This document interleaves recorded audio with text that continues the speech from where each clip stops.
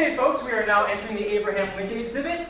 Just a reminder, flash photography is prohibited. Lincoln was born in 1809, so many of the objects you're about to see are very, very delicate. Wow. So right here what we have is the shirt that President Lincoln was wearing when he was assassinated in Ford's Theater during the 4th year of his presidency. Ooh. Yes. President Lincoln was shot by John Wilkes. That's right. Maybe you should be leading this tour instead of me. When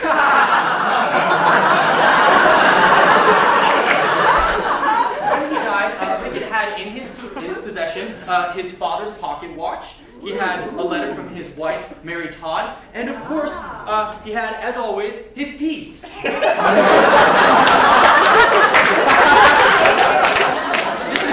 This is the president's first and favorite piece. He got it from a neighbor kid when he was just 15. As you can see, there is a little bit of nug left in the bowl. At this point, it's pretty much cashed. Isn't it true Mr. Lincoln also had a one-hitter? That's right.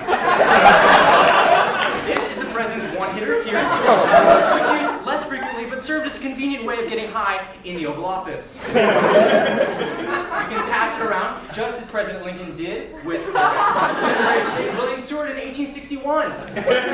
Did President Lincoln ever worry about getting caught? I get so paranoid when I get high, and I'm not even president. As a matter of fact, President Lincoln did worry about discretion, which is why he stored his weed in this little Rasta beanie, which of course he wore underneath his famous top hat.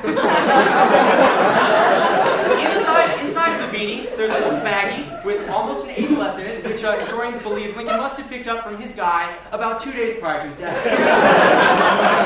That's tragic. Historians have concluded that President Lincoln was actually high when he was assassinated, as he had just taken a sizable hit from this grav bong he made.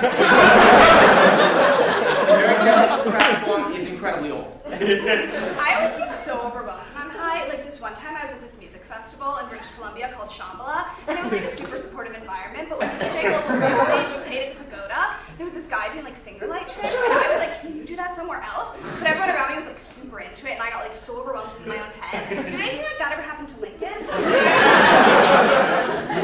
That's a very, very good question. Lincoln actually had a pretty high tolerance, unlike Vice President Johnson. There is evidence suggesting that just before the Lincoln-Douglas debate, the president accidentally torched his new weed. He had misplaced his last screen and instead opted to use a plug nug. However, he ended up taking a much larger hit than he intended to. I heard Mr. Lincoln only smoked sativa. Well, he preferred sativa, but there is evidence that suggests that he also enjoyed an occasional hybrid from time to time. Now, let's take a deeper look into some of the president's personal belongings.